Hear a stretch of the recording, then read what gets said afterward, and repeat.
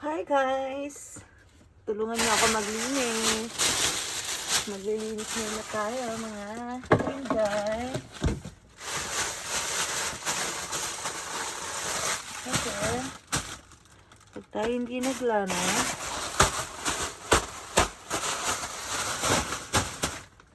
yan, medyo organized na siya. Diba? Bilis lang na. And then, put the heater here.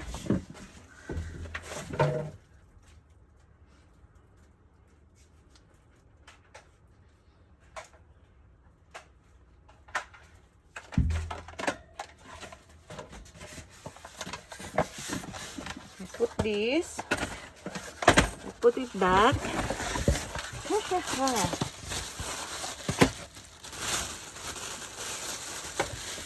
Covers on.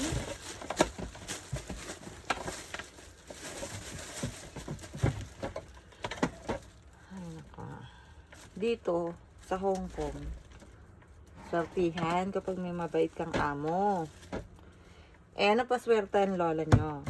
Kahit gusto na rin umuwi, nagtitiis para sa family, para makasurvive ba. Kaysa sa Pilipinas, stress. Dito, okay na rin kahit pa paano. Tapos, alam nyo ba, dito, wala silang pahalan kahit paupo-upo ako. Paupo-upo ako. Yung amo ko nasa kabila. Tapos, pagkahatid ko sa alaga ko ng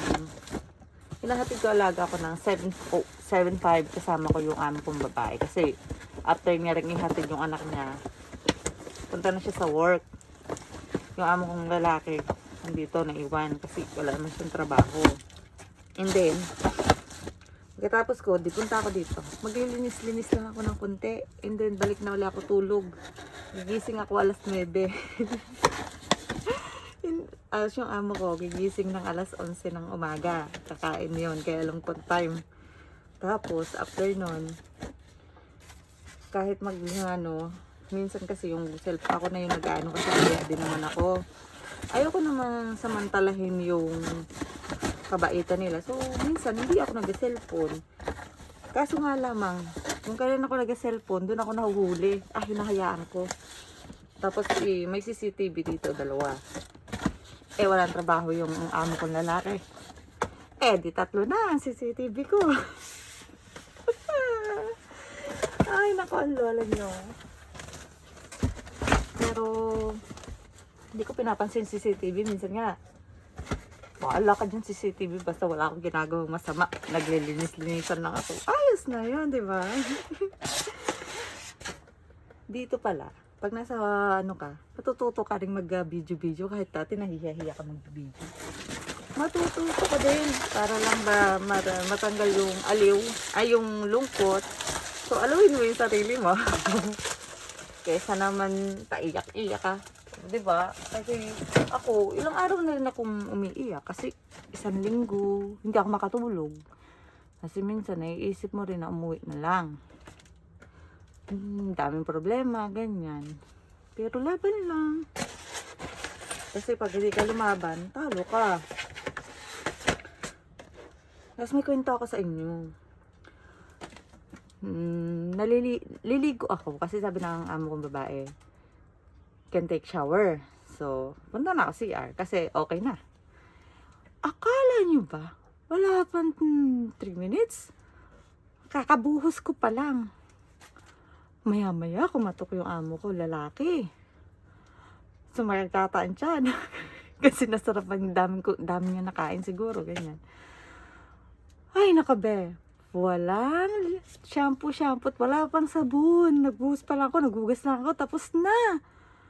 Kako sabi ko, first time in my life na ganun ako maligo. Dati tagal-tagal ko paligo. Ngayon, sinasanay ko yung sarili ko na 15 minutes, 10 minutes, tapos na, or 5 minutes, tapos na. Dito kasi, gabi ang ligo. Lalakad ka sa labas, hindi ka pa naliligo. papalit ka lang ng panlabas.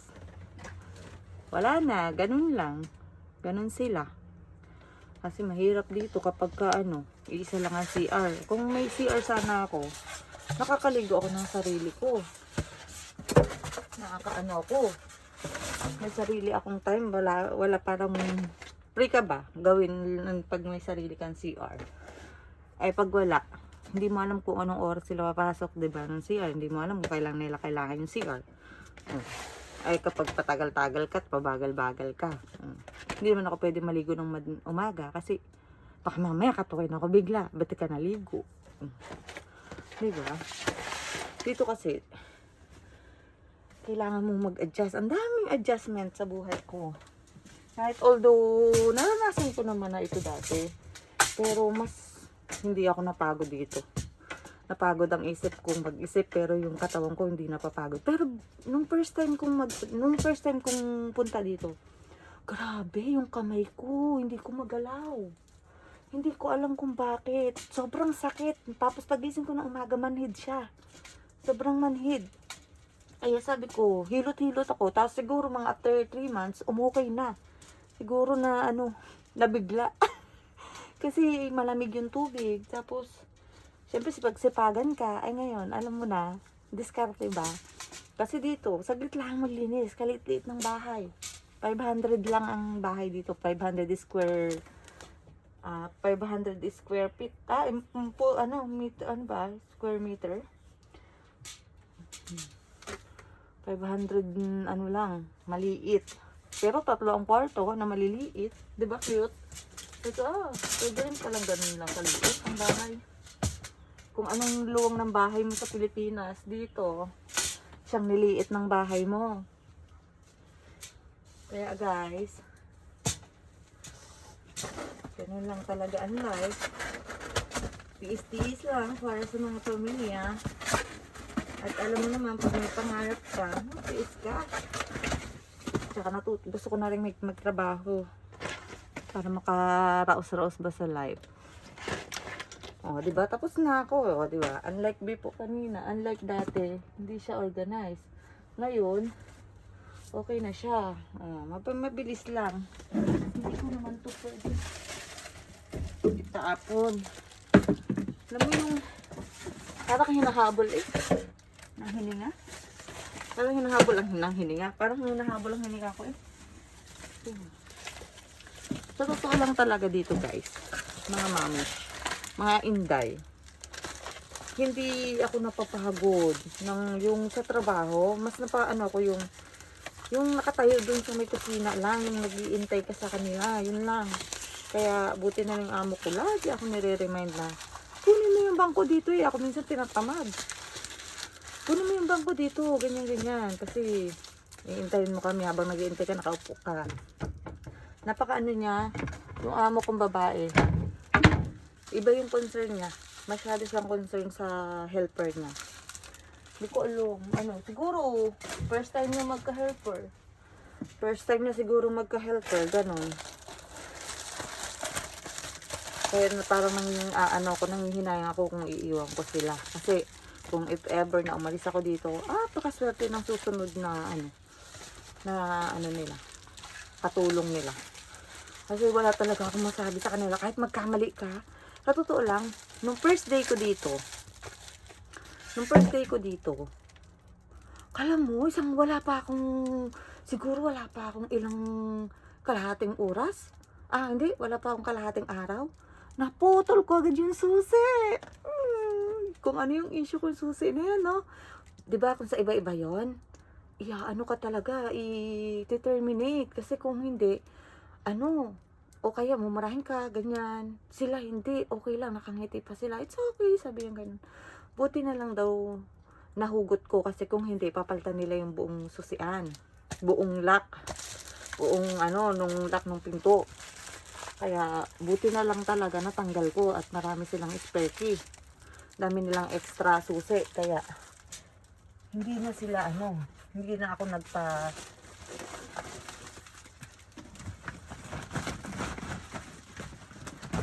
hindi na ako Hindi na, ang tawag doon, hindi na ako nagpagawa or hindi pinabayaran sa akin. Kasi kung sa iba yun, ipapabayad or i-terminate ka, kasi patanga-tanga ka, ganyan. Buti na lang talaga, napunta ako sa mabait na amo. Kasi yun na talaga yung pinag-try ko. Pinag-try ko talaga na dalhin niya ako sa mabait na amo, ganyan. Yun lang yung hiling ko, hindi man mabigay, hindi man ano, basta mabait or mauintindihan lagi ang katulong.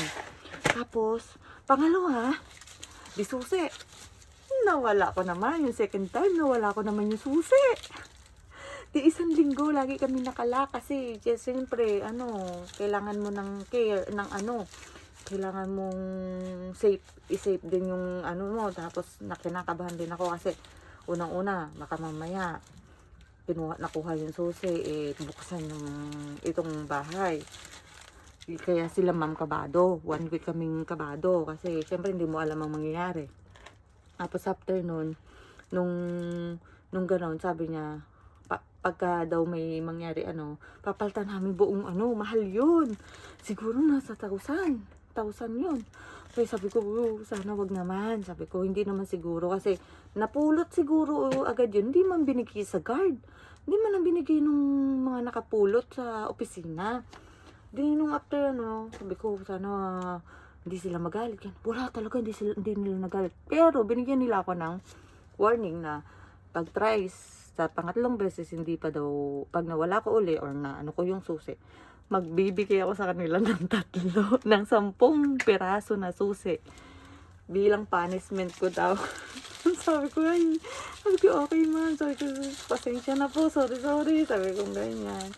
Tapos kahit magkamali ako, syempre ako naman lagi si kamali ganyan. Okay lang, hindi ako kinagalitan or hindi mo sila makakakitaan ng galit na galit yung mukha nila. Hindi, wala talaga.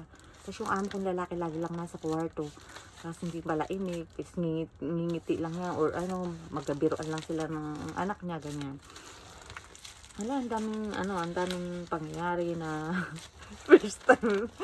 Jesus ko. Tapos ang hirap-hirap pa niya yung kausapin ng amo kong lalaki. Kasi hindi siya marunong mag-English. Ang hirap niyang kausapin. May pasay na ako. Tapos minsan, i-translate niya. Hindi mo talaga makuha yung translation ng English niya. Kaya sabi ko, hindi iyan. Ulitin niya. Kaya sabi ko, di ngayon. Katulad kanina, hinanap niya yung sombrero niya.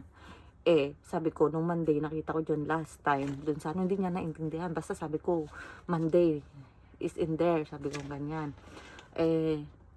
Yung pala, nandun sa kanyang kwarto, nasa likod lang ng pintuan nila, nakasabit doon. Sabi ko, di yun, wala siyang imik-imik, hindi siya Tapos ang babait nila kasi, sila, religious, din sila, religyoso. Kaya, mas maganda talaga napunta ko dito. Kaya, siguro yung susunod or kasi gusto nila talaga, yung matagalan, helper. Sabi ko, kaya naawa ko, iwan sila if ever. Na ako, kasi nanghihinayang din ako kung iiwan ko sila if ever. Sige na guys, bye-bye na. See you tomorrow. Bye!